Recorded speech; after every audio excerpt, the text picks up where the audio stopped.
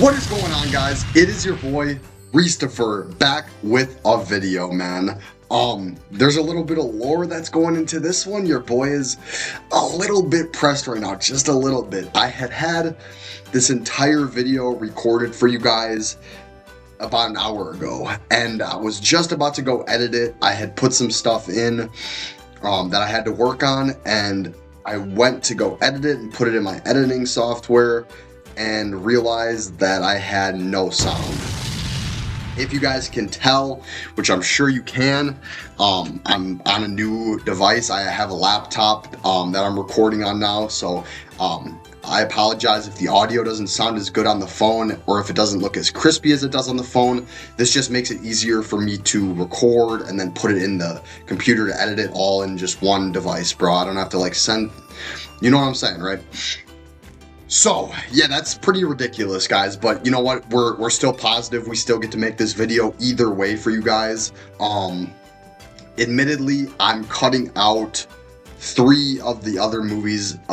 Maybe it was better anyways. I realized it was a little long.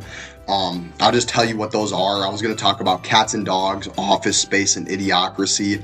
All really good movies, all worth your time. Maybe they'll make it on a list in the future. But just know that those are a part of what I would have talked about, and maybe I still will in this video. Basically, what I wanted to do here today, and what I'm still going to do for you guys, is just give a rundown of what I've watched this month. I've had a lot of time to get a lot of great stuff in, and I know on the last video I had mentioned a few things that I was in the middle of watching that I dropped. Yeah, I dropped them. I know I said I was watching Ping Pong the animation and Aquatope on White Sand. Just ended up straight dropping them. I'll pick them up in the future because they were really interesting. But if you guys remember, I was in the middle of Bleach, and last time I made a video, I was in the Hueco Mundo arc around the Grimmjow fight. So I wasn't that deep into Bleach yet. I'm done with it now. I just finished Fullbringer arc, and it's really, really good stuff. I loved the Aizen fight with Ichigo. Just amazing power-ups and forms, and just a really great anime. So that took a lot of my anime time. But another event happened about a month ago. I don't know, maybe a month ago. Around Christmas, I actually ended up losing my job. It's okay. It actually opened up a lot of other opportunities for me. I mentioned that I had to put some things in before this. I was putting an application in for community college. I'm going to go and I'm going to take some classes. So yeah, but getting fired actually led me to have a lot of time to watch what I've been wanting to watch. So I'm honestly seeing it as maybe not a total blow. So I had a lot of time to watch stuff, and I haven't really been rewatching. I've rewatched a few things, and I'll talk about 3 of those on this list because they're still really valid, great movies. But a lot of my time has been dedicated to stuff that I haven't seen yet, and I actually had a stack of movies probably this big that you know, I've acquired from thrift stores, secondhand media stores, and kind of like a video game, like the cover intrigued me, so I was like, yeah, I'll get these and I'll watch them eventually. Some were things I've heard of, some were things I've never heard of and wanted to see.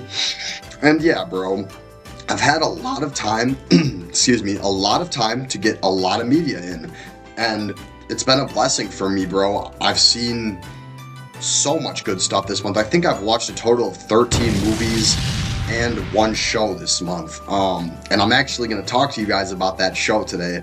But I'm going to start with the movies I have personally owned on this list, because there was some that I don't own that I rented or saw on streaming.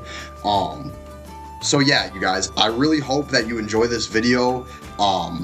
I'm going to give a little rundown of the plot for every movie or show I talk about, say a few things I found interesting about it, and, you know, just do my best to intrigue you guys and maybe put you on to something that you end up really loving, you guys. I hope the setup is okay for you guys and that it works, and I hope wherever you guys are at in your life, you're doing really good, and, yeah, let's just get into it, you guys, all right? You guys.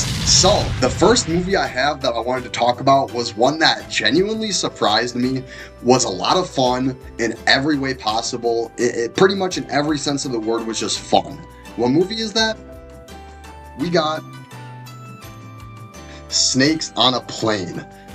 I am tired of these motherfucking snakes on this motherfucking plane. Yes, sir. That is a real life quote from the movie, man. Samuel Jackson himself, bro, the GOAT.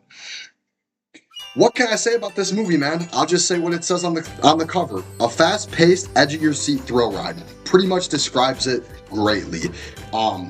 In this movie, there was just enough CGI snakes, Samuel L. Jackson, shitty 2000s movie characters and humor, nudity, and gore, bro. It has a lot of what I like in a so bad it's good movie, right?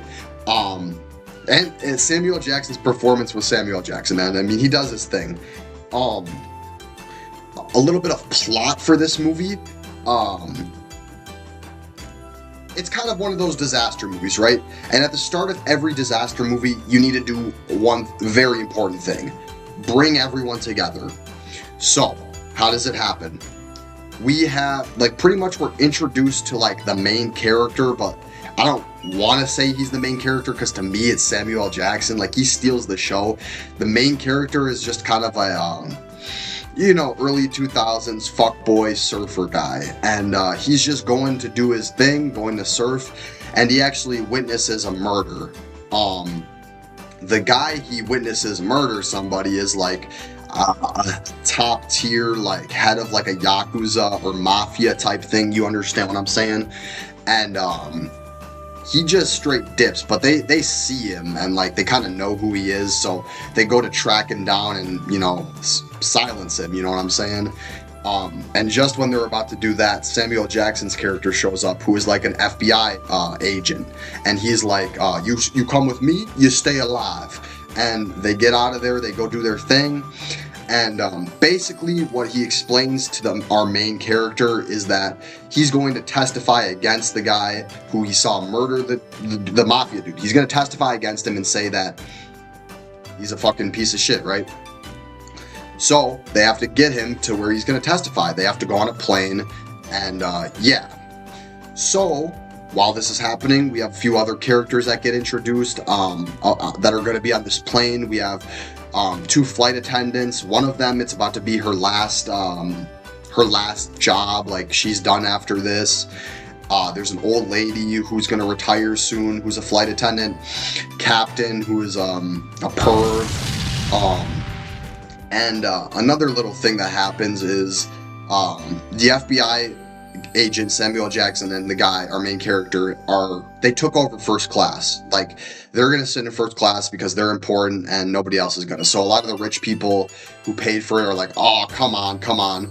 There's a few other characters that are introduced. There's a douchey rich guy. There's a rapper and his security guards. And there's a idiot Bob. So, it's a very early 2000s movie, very early 2000s stereotypical characters, but I kind of enjoy it. And they all get on this plane. Everyone is on this plane. Little do they know, the Mafia Yakuza guy had his boys ready for it. They were scoping out which plane the FBI guys would be on, and they were ready.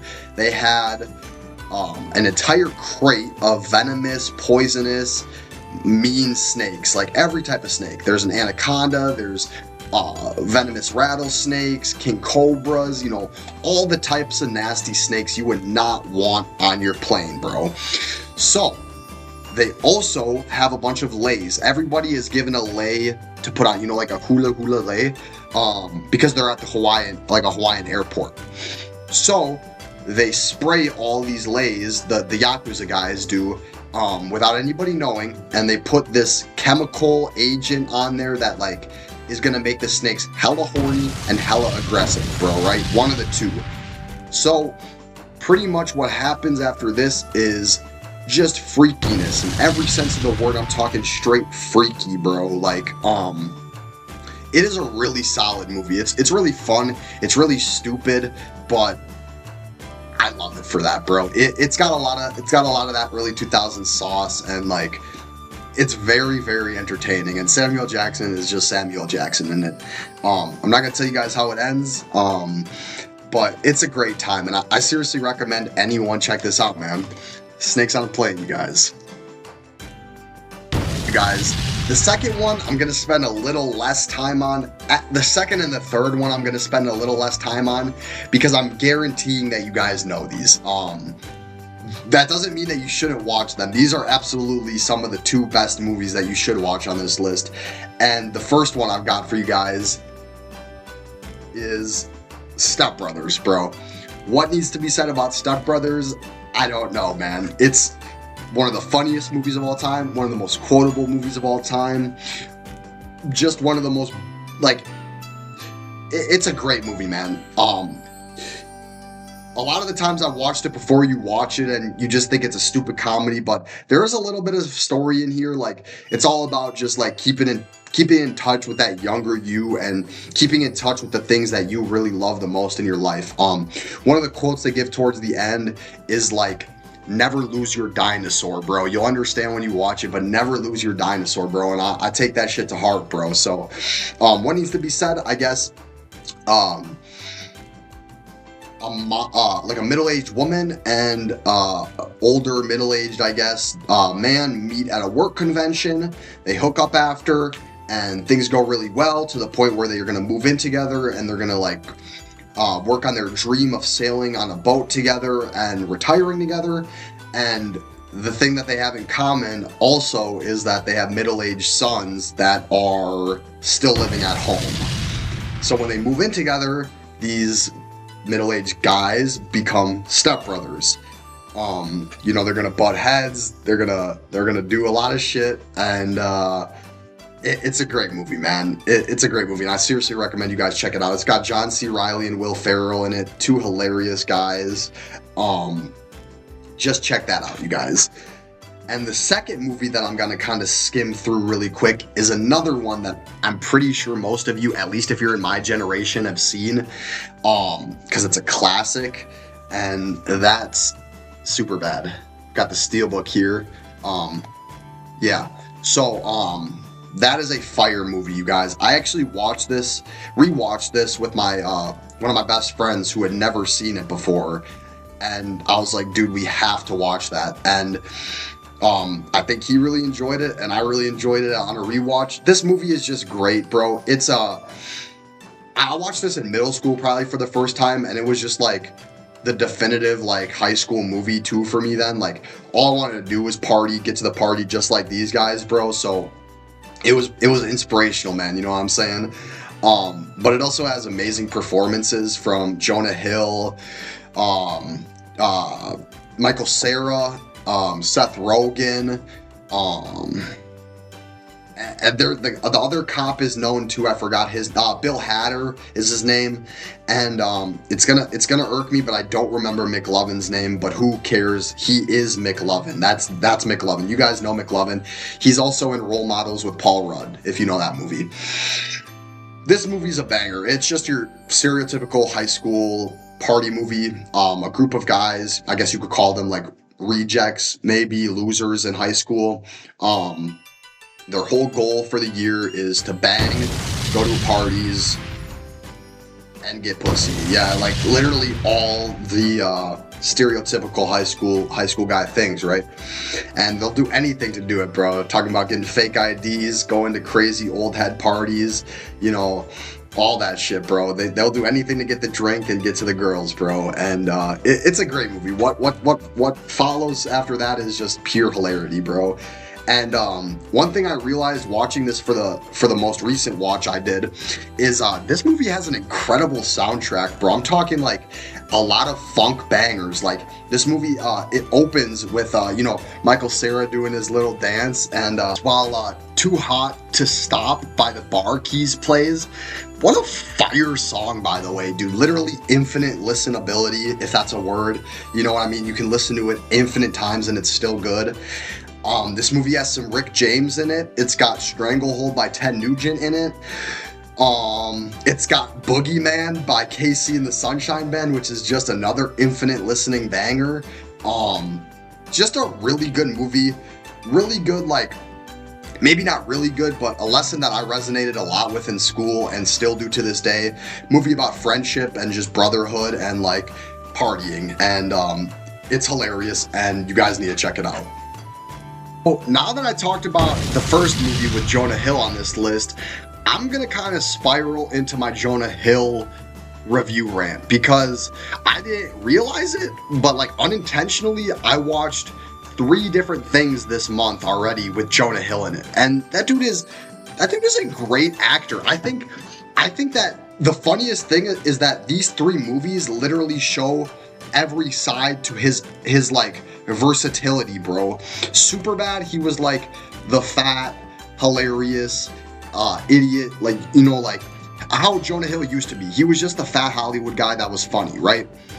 This movie, he kind of establishes himself as a serious actor, kind of like how Adam Sandler did with Uncut Gems. What movie is that? Guys, War Dogs, bro. War Dogs. Very, very good movie. The first time, this is now the second time I've seen this movie. The first time I watched it with one of my best friends from high school. We were drunk and he showed it to me, and it was just an amazing, amazing, amazing movie. It's actually based on a true story, and I watched it again recently because this is one of those I picked up and just was like, oh yeah, I've seen it once, really good movie. I'll have to get around to rewatching it, and I finally did, and it really holds up, you guys. Jonah Hill, just an amazing performance in this, as well as Miles Teller. Yeah, Miles Teller.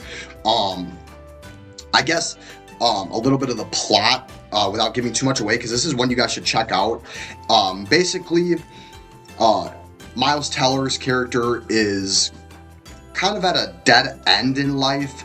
He is doing good, but not great. He's massaging rich people for like $75 an hour. Sounds like a good gig, right? Like, but he's not happy with it, right? So he quits that and he invests in a bunch of bed sheets, and his plan is that he's gonna sell bed sheets to nursing home, like luxury bed sheets to nursing homes, and come up off that.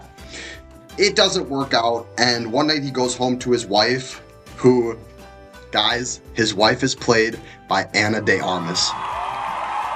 If you know who that is, you know that's wifey. If you don't know who that is, she's beautiful. So Miles Teller's character has a kid with her, and she comes out of the bathroom one night. She's like, hey, do you remember when we blah blah blah blah blah? Yeah, look, and she had the pregnancy test and it was positive. And so now he's kind of like, oh shit, like I need to get something going, you know, like I'm gonna have a kid, I'm gonna be a dad, I gotta support my wife and my son. Not son, sorry, it's actually a girl, so daughter. But yeah, so that happens, and a few weeks later he goes to a funeral for a family member, and it kind of draws out one of his old middle school friends, named Ephraim, who is Jonah Hill's character. And, you know, they link up after the funeral, they talk, they get reconnected, they smoke some weed together, and pretty quickly, Ephraim tells Miles Teller's character that he's in the arms dealing business, you know, and it's making him a lot of money. So pretty soon Jonah Hill's character realizes that he, you know, his buddy needs help, and he's making a lot of money and he knows how to do it, so why not help him out? So they kind of get connected, and they start doing this arms dealing stuff together, and what plays out is really, really entertaining, really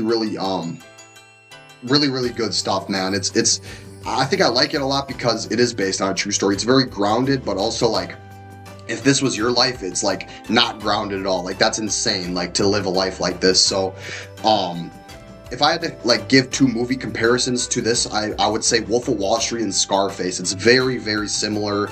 Like if those movies fused, it would kind of be like this. So just a great movie, and Jonah Hill's performance and Miles Teller's are really good. And yeah, Ana de Armas is just a plus, bro. So yeah, check this movie out, you guys. You guys, this next one I'm very, very excited to talk to you about. Truthfully, I feel like I really could have made an entire video talking about this, but I didn't want to. just because I had 2 other Jonah Hill performances. So now, right, we have the funny Jonah Hill, the serious Jonah Hill, and now we have the mental Jonah Hill, all right? This is just, guys, I seriously think that this is the best show I've ever watched in my entire life. What show am I talking about? I'm talking about Maniac. It came out in 2018 on Netflix, and it was directed by Cary Joji Fukunaga. Very, very, very, very good, deep, surreal experience here, you guys.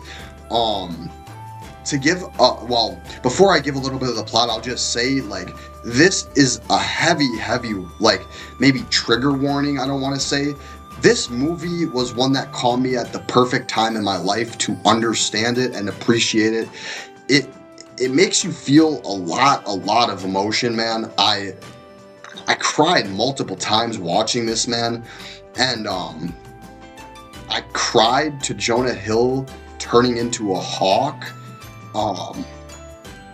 Just a beautiful show, you guys.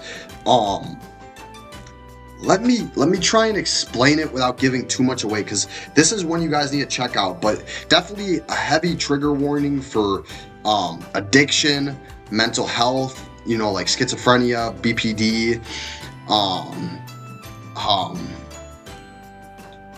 trauma.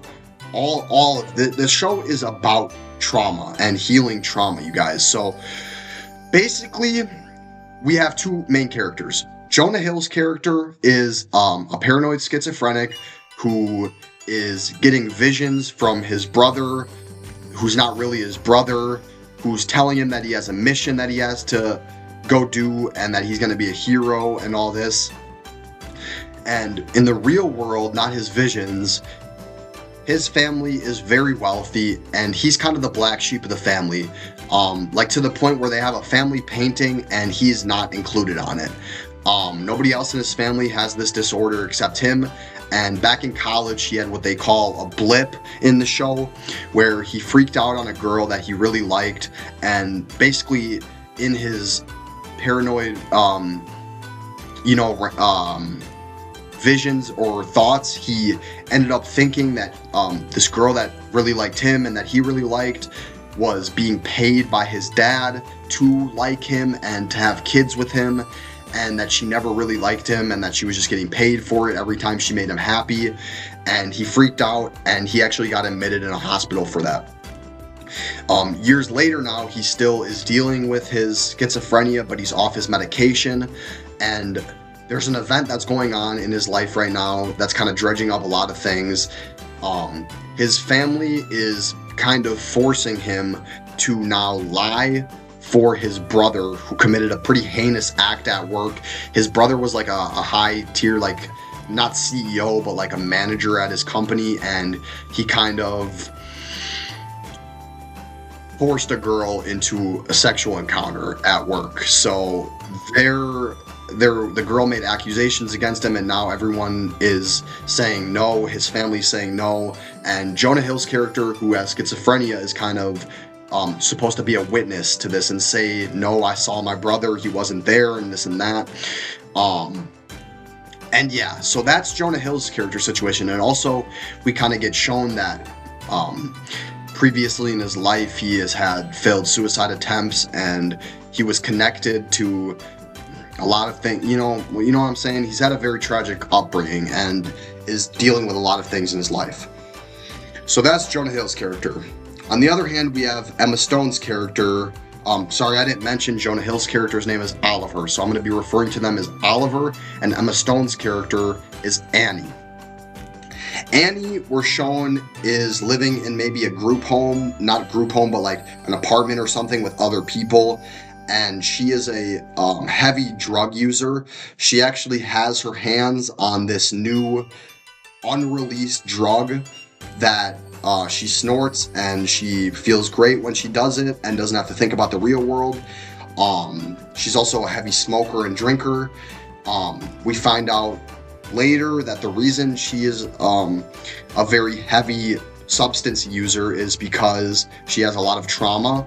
When she was young, her mom left them, her dad and her sister and her. So it was her dad, her mom, and she had a younger sister. And her mom left them with no warning, and so that was really the start of her trauma. And then later in her life, her sister, who she had taken care of after her mom left and they were friends, they were going on a trip, and her sister kind of tells her and explains to her that she's going to be moving with like her boyfriend at the time, and maybe they're going to get married and they're going to have a life together. And at the time, Annie's character gets very defensive and they get into an argument, and she says some horrible things, basically saying like she wishes they never were connected or anything, so she never had to feel bad about leaving her or stuff like that. And the next day they're on the way home, presumably, and they're still kind of arguing with each other. They can't take each other serious. They end up getting into something where they're bickering back and forth in the car, passenger driver. And at the same time they're doing that, a semi-truck driver falls asleep on the wheel and hits their car, and they tumble off of a mountainside, and Annie is the only survivor. Her sister dies in this event. So it's very heavy stuff. Pretty much you can see what sets up right away is both characters have very, very heavy traumas. And both of them end up going to a clinical trial for a new drug. The reason Jonah Hill's character does it is because he wants to heal himself, and he's told by his visions, his schizophrenic visions, that it's his mission to go there. He's going to be a hero if he goes there, and he has to connect with Annie's character for the patterns, and discuss the patterns, something like that. And Annie's character is going to this clinical trial because it's actually the same drug that she's been heavily using that is not out yet for the public. She had access to it by blackmailing and stuff. And so she's going to this trial just to get to the drug. So the trial is very surreal, trippy, and a lot goes on, but basically the entire rest of the story is them working through their trauma and connecting with each other. It's sort of a self-discovery, trauma healing, trauma confrontation, romance. It's very, very beautiful, you guys, and I don't want to say more about it because I could really talk about this for a whole video. Jonah Hill's performance, Emma Stone's performance, everyone's performance in this, the doctors, just amazing, you guys. I don't know how this doesn't have more traction, but seriously, you guys, check this out if you feel like that's something you're interested in and are ready to see. I loved it. And like I said, I cried, I laughed, I was angry, I was sad. Like, it makes you feel every emotion, and it's very beautiful, you guys. Once again, that's Maniac. Came out in 2018 by Cary Joji Fukunaga. Very, very great show, you guys. Okay, you guys, I'm gonna do another 2 movies, and that's it. After, I know Maniacs was pretty heavy, so I'm gonna do one more semi-deep, surreal movie review, and then the last one I'm gonna talk about is a little bit more happy, fun. So, the second most strange thing I watched this month, maybe the most strange I watched this month, I saw scrolling through YouTube. I was just looking on my recommended, and if you guys know anything about the recommended page, sometimes stuff finds you that just needs to find you, whether it be movies, like trailers, music, albums. My recommended page just has a weird way of finding stuff for me when I need to see it. And I came across a trailer for something that I thought was upcoming. Like, it looked like an A24 art house type surreal movie, right? It was called The Color of Pomegranates. So I looked into it, and I ended up renting it on Amazon that same night. It came out in 1969, so it's very old. It's by Sergei Parakhonov. I think he is Albanian, don't quote me on that, but No, don't quote me on that because the movie is Albanian, I think. I don't think this guy is Albanian. But very surreal movie. I actually think this is a Soviet movie, Russian movie from the time. Um, Very surreal. I think it's actually about a real person from a real time in history, a poet. But one thing that I saw on Letterboxd from a review, I was gonna read reviews before I watched this and kind of get prepared. But one of the reviews I saw, the first review I saw, said that this movie is meant to be interpreted very personally to you. That's why I'm not going to get too into it because I really think this is a movie that is going to have different meaning for everyone. But what I saw this movie as was a story of, adolescence to adulthood and how some things we see as a child, for example, if you're a child and you see a woman naked, for example, this could lead you to a life of desire for that. You lust over that. And when you get into your adult life, you still carry those desires with you, maybe intentionally or unintentionally, but the love that you seek out will not be pure. It will be selfish and not selfless. It will not be a selfless love because you're seeking desire. This movie, I see it as a lot about not seeking desire and overcoming desire and finding selfless love, whether it be for a partner or yourself. And yeah, it's very deep. I have a whole review on this, a very, very long and deep review on this on Letterboxd. So please, if you guys want to see like my real true thoughts on this, go look at my Letterboxd, please. My Letterboxd is capital R Reis, R-E-I-S, no space, capital E Erickson, E-R-I-C-K-S-O-N. Put it up there for you guys too.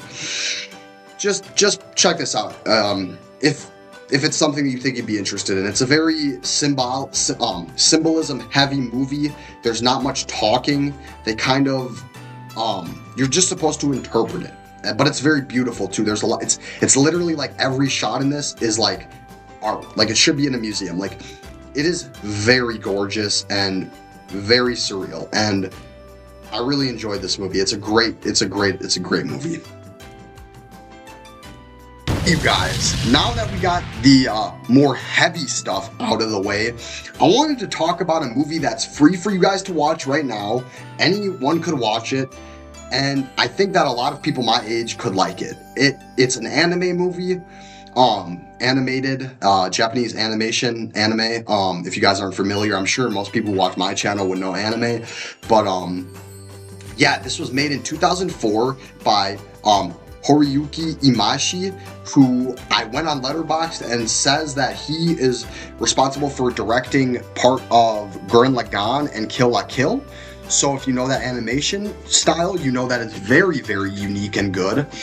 This movie I'm talking about is called Dead Leaves. It's available to watch right now on Tubi, and I've seen it twice this month.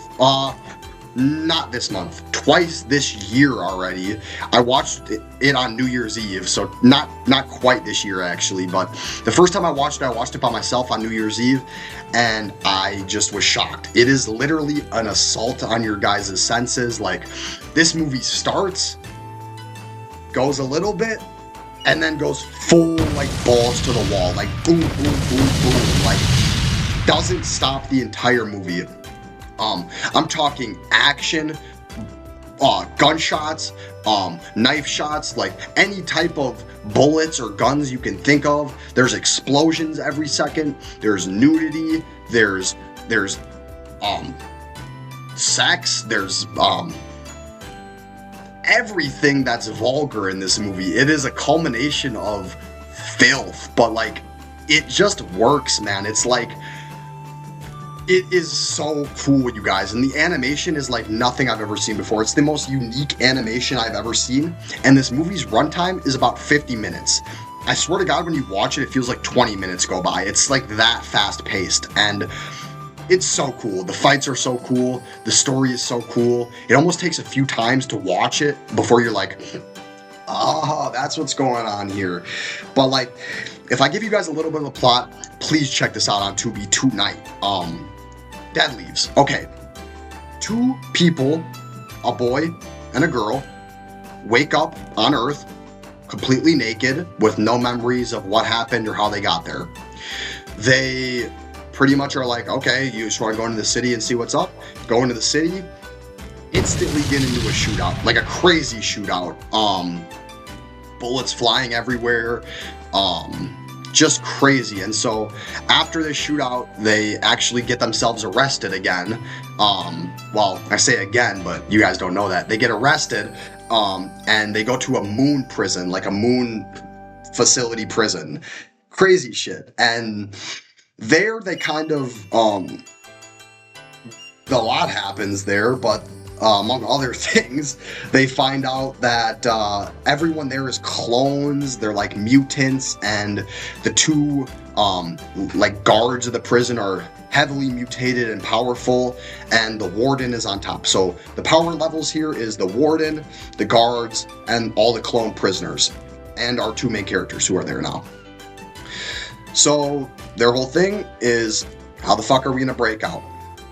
What ensues is just chaos, you guys. Like, if I had to describe this word with one word, it would be chaos, bro. Absolutely bonkers. You just gotta strap yourself in for the ride. Man, I've watched this movie both sober and high. I would say it's good both ways. You watch this however you want. It's gonna hit. All these movies are gonna hit. I personally haven't been on much of my smoke grind lately, so a lot of these movies and shows will hit no matter what. It's just a crazy experience, you guys, I swear. And I think that if you are of age, you'd like it, bro. Like, don't watch this shit if you're like 15, bro. Like, it's gonna be crazy. But yeah, man, Dead Leaves is so fun. And like I said, it is free on Tubi. You guys, I am just so glad that I got to come back and talk with these movies. This is what I've been watching all month, and I'm going to keep watching stuff. Like I said, I still have a stack of movies probably that big that I haven't seen that I'm going to watch. And you guys should be expecting a Bleach review soon too, because that was really, really great. And man, movies are just, gotta love them, right, you guys? If I had to give like a top 3 that you guys should check out, I would say Dead Leaves, Maniac if you can handle it, and Step Brothers, you guys. And Step Brothers. If any of those other movies sound intriguing to you, definitely check them out. And if you guys ever, at any point in your life, watch these or have seen them already, please let me know what you think about them in the comments, you guys. I am the type of a person who always respond to anyone. It's just my thing. Like, I made this channel to find like-minded people and talk about movies. So, yeah, please do that. Please check out my Letterboxd, because I'm always posting reviews for myself. It's more of a diary than anything, just so I can look back and be like, oh yeah, I thought that about this. But I really hope that you guys appreciate this and like this, and just know your boy will be coming back. Let me know what you guys think about this setup too. This works better for me, but if it's something you guys don't really enjoy as much, I can always go back to the phone. So just let me know, you guys, all right? I'm here for you. And I hope that you guys all have a great rest of your day, night, afternoon, whenever you watch this, and that your life is filled with nothing but positivity, bro. Your boy Reese is out. Wait, Reese-tifer out.